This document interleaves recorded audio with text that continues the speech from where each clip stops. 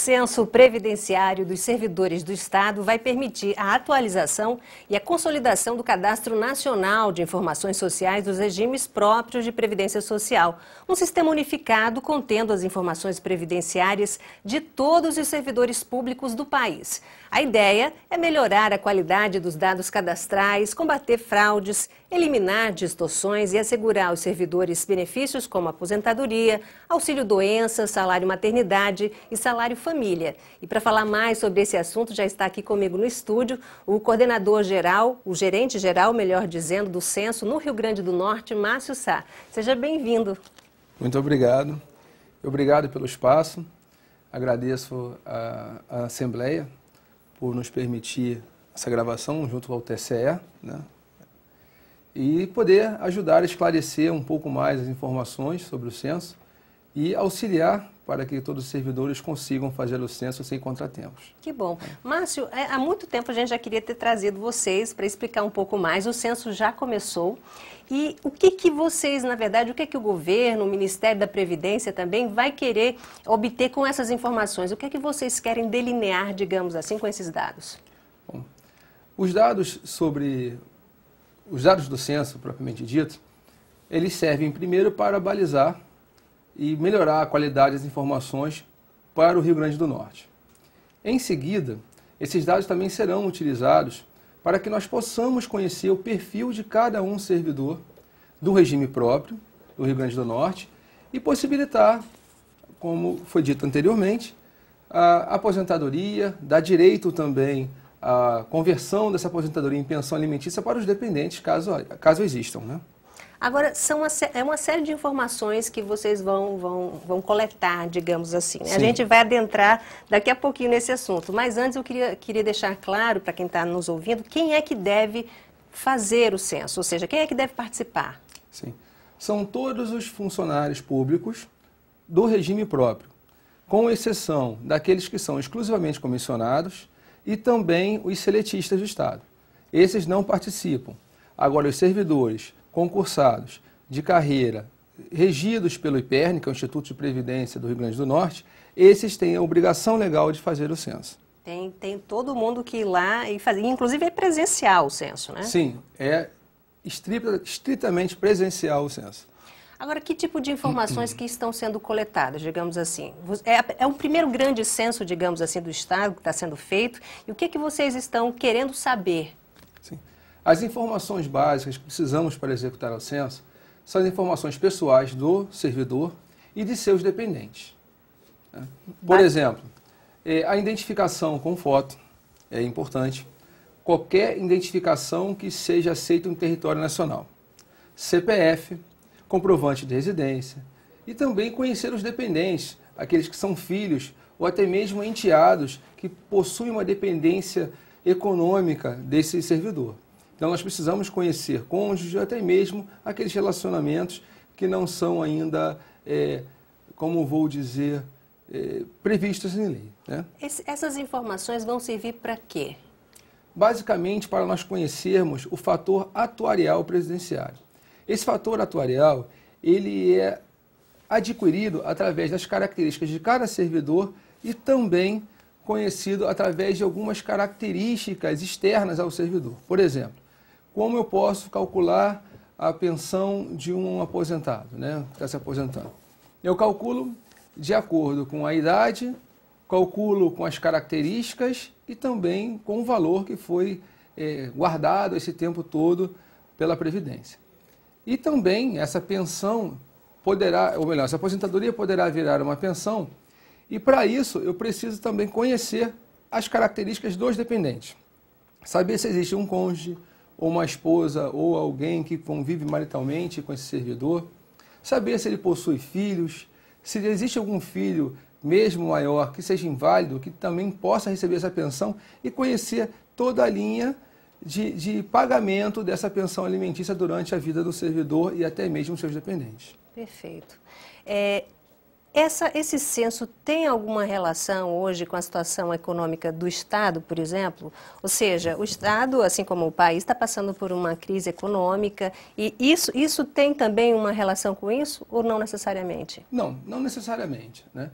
Na realidade, nós queremos conhecer o perfil do servidor e também o perfil dos dependentes e saber quanto essa pensão alimentícia, né, ou aposentadoria poderá perdurar com o pagamento pelo Estado ou pela Previdência.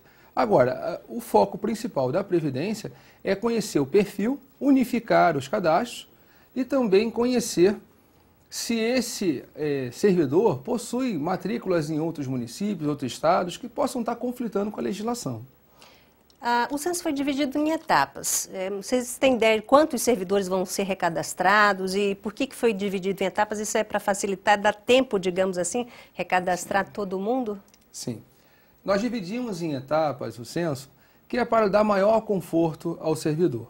Então, primeiro, nós pegamos os ativos do Rio Grande do Norte, né, principalmente da capital, Natal e São Gonçalo do Amarante. Logo depois, nós vamos fazer os aposentados e pensionistas também da capital e São Gonçalo do Amarante, é onde possui a maior concentração de servidores aposentados e pensionistas. Depois, na próxima etapa, nós pegaremos todo o interior. Aí sim, misturaremos os ativos e os aposentados. Existem cidades polos, onde terão o censo, e os municípios que serão atendidos pela cidade polo.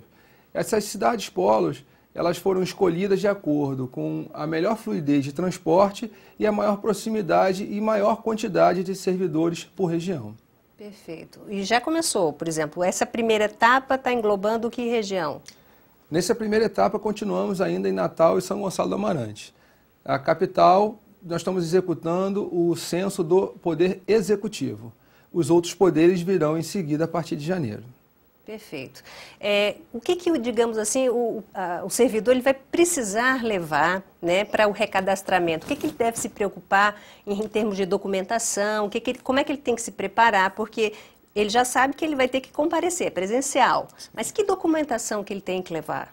Bom, a documentação vai depender de onde esse servidor ele é oriundo, né, de onde está lotado. Se ele for do Executivo, ele tem a portaria 257, que ela descreve todos os documentos necessários para o servidor, para os aposentados e pensionistas e também seus dependentes, né? Eles podem procurar melhor informação no www.melhorpravocê.rn.gov.br. Agora, os outros poderes, como por exemplo o TCE, iremos iniciar a partir de janeiro. Eles possuem um outro site, que seria o tce.rn.gov.br/home/censo previdenciário. Lá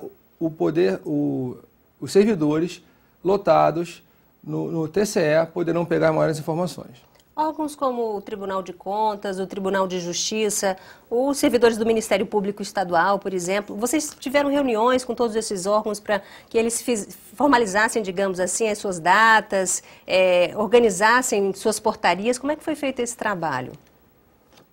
Todos os censos, né, que vamos realizar nos poderes e nos órgãos, tivemos reuniões anteriores, planejamos a execução, planejamos também a importação dessas informações para a base de dados do CIPREV. Tudo isso é planejado porque existem prazos para cada etapa e também localizamos as melhores áreas para poder efetuar o censo.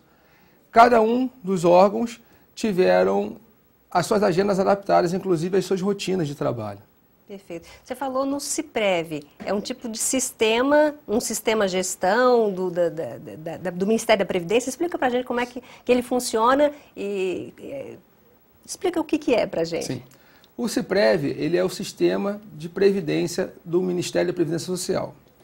Esse programa que nós estamos fazendo, o censo, se chama ProPrev. É a segunda fase, né, inclusive. Esse sistema ProPrev, esse projeto é justamente para poder coletarmos os dados de todos os servidores do território nacional e podermos também unificar os dados do CNIS. O sistema ProPrev é um sistema desenvolvido pelo próprio Ministério, por isso as informações precisam ser migradas antes do censo.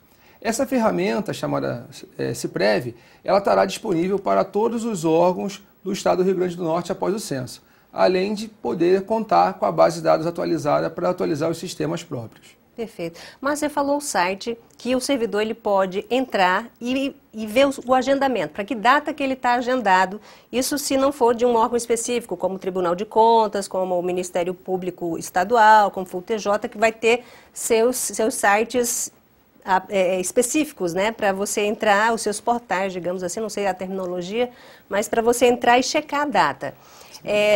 Mas você pode, digamos assim, eu estou agendada para o dia 10 de janeiro, por exemplo. Ah, dia 10 de janeiro eu não posso, né? Até porque o recadastramento é presencial. Então, eu posso pedir um reagendamento? Como é que funciona isso? Sim. Inicialmente, nós fazemos uma convocação, ou seja, usamos alguns critérios para sortear os servidores pelas datas e horários de agendamento do censo. O objetivo é proporcionar o maior conforto ao servidor para que ele não possa ficar muito tempo esperando para executar o censo. Além das convocações, nós possuímos também alguns horários de encaixe. Vale a pena ressaltar que primeiro serão atendidos aqueles convocados no horário. Sobrando um espaço no horário, atenderemos os encaixes. Então, os servidores que forem por encaixe terão um tempo bem maior de censo do que os convocados. Por isso é importante cumprir a convocação. A convocação ela lhe dá, após a importação dos dados para o sistema Ciprev, nós fazemos esse sorteio e o órgão o órgão responsável pela divulgação fará com que o servidor tome conhecimento da sua data de agendamento. Caso o servidor não possa comparecer no dia, local e horário agendado, ele ainda pode fazer 2 agendamentos, ou melhor, ele pode usar até 2 reagendamentos sem ser da convocação, através da aplicação que estará disponível no próprio site, onde constam todas as informações necessárias. Perfeito. Isso vale, inclusive, assim, para questões de saúde, para quem está doente, por exemplo, ou isso são exceções a se tratar de forma diferenciada? Então, a questão de saúde, nós temos 2 casos, né? O servidor que, por acaso, está doente, impossibilitado de comparecer ao censo, tanto na convocação quanto até mesmo depois, por uma doença infecto-contagiosa ou um acidente onde ele não pode se locomover, basta um familiar trazer até nós na declaração médica constando o CID e o motivo pelo qual esse servidor não pode comparecer. Será feito um agendamento e o censo será feito em domicílio. Agora, o servidor que tiver passado mal no momento do seu censo, da convocação, ele pode reagendar e comparecer um outro dia. Agora, o censo, esse processamento, digamos assim, é demorado ou não? Como é que tem sido, pelo menos agora nessa primeira etapa, como é que vocês têm observado? Bom, para os servidores que chegam na convocação, o tempo médio de atendimento tem sido de 15 a 20 minutos. E não tenho tido nenhum retorno desfavorável a esse tempo. Agora, o servidor que está chegando por encaixe, o tempo aumenta um pouco. E tem média de 40 minutos de atendimento ou até mesmo 1 hora. No caso do Tribunal de Contas, o censo vai ser realizado no período de 11 a 22 de janeiro. Então, assim, de acordo com a portaria expedida pelo órgão. O TJ tem a sua, o Ministério Público tem a sua. Em termos de documentação, isso é igual para todos ou cada órgão tem a sua portaria e determina o que levar, como fazer, enfim? Sim. Isso fica a cargo de cada órgão. Como é que funciona? Na realidade, existe um montante de documentos que é uma necessidade, uma exigência do Ministério. Fora essa quantidade de documentos básicos, cada órgão pode acrescentar mais alguma informação. No caso do Executivo, por exemplo, nós temos a declaração da chefia imediata. Já no TCE, nós não teremos esse documento. Então, existe uma variação entre a documentação de cada órgão. Perfeito. Como é que funciona, no caso do servidor que é cedido, por exemplo, que está cedido em um determinado órgão, mas de repente ele é de alguma secretaria do Estado, mas ele está alotado lá no Tribunal de Contas, por exemplo. Ele faz o censo em que lugar? No caso, os servidores do Executivo que estão cedidos para o Tribunal de Contas, eles podem fazer no Executivo ou facultarem também a fazer no Tribunal de Contas. Mas vale a pena lembrar que as regras serão do órgão de origem, ou seja, do Executivo. Então, o servidor que está cedido, ao Tribunal de Contas, deverá ter chefia imediata, declaração de chefia imediata, porque ele pertence ao Executivo, mesmo ele sendo cedido com ônus para o Tribunal de Contas. Agora, o servidor do Tribunal de Contas que tiver cedido ao Executivo, ele pode fazer também no Executivo ou fazer no Tribunal de Contas, mas esse será limitado às regras do tribunal, ou seja, não terá necessidade da declaração da chefia imediata. Agora eu queria que você lembrasse das penalidades para quem não se recadastrar, né? Porque existem, né? Sim, existem.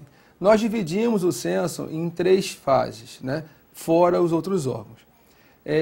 Para a comodidade, mas o período do censo é até dia 11 de março. Então, vale lembrar que mesmo o servidor que não tenha feito no seu período, poderá ainda assim fazer o censo após a sua data, mas terá que fazer na Secretaria de Administração e Recursos Humanos ou no próprio órgão como o Tribunal de Contas. No período do censo será feito por nós, empresa que venceu a licitação internacional do Ministério. Depois da data, a penalidade será o bloqueio do salário a partir de março do ano que vem. Então, o servidor que não executar o censo, ele terá o seu salário bloqueado. Ou seja, uma grave penalidade, né? Ou seja, todo mundo tem que se recadastrar, participar, enfim. Eu queria agradecer a sua participação no programa e fica à vontade para deixar alguma palavra final. Ok. Bom, gostaria primeiro de agradecer ao espaço para nós divulgarmos mais uma vez as informações do censo. Vale a pena lembrar que o censo vai até 11 de março.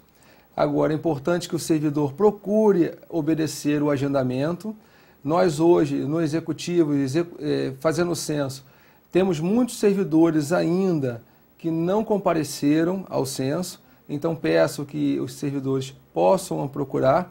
Já estamos com agendamentos lotados e, mesmo assim, precisamos trazer o servidor para fazer em sistema de encaixe. Vale lembrar que para o Executivo ativo é até dia 11, agora o censo.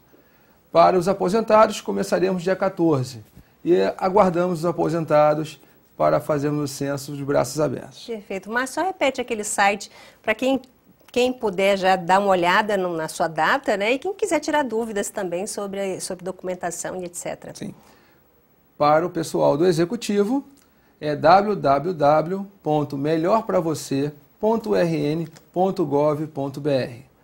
Para o TCE, tce.rn.gov.br/home/censo previdenciário. Muito obrigada. E para você que está em casa, muito obrigada pela companhia. A gente espera que tenha elucidado suas dúvidas. E até o próximo programa. Até lá.